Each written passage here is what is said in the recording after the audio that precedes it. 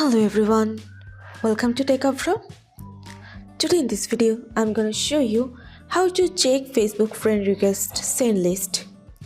Before starting the video, please subscribe to Techavro. So, let's get started. For this, you have to open your Facebook. Now go to your Facebook menu. Now scroll down. Here you can see settings and privacy. Click on this. Now click on settings. Now scroll down.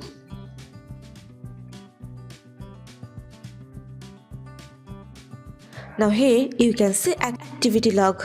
You have to press on this. Now you can see here connections option. Go for it.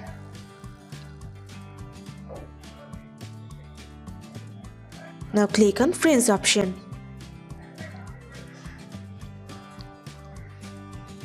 Now go to send friend request. So from here you can check Facebook friend request send list. So guys, that's it.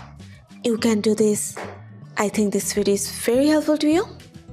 If it was, then give a thumbs up and hit the subscribe button. And thanks for watching.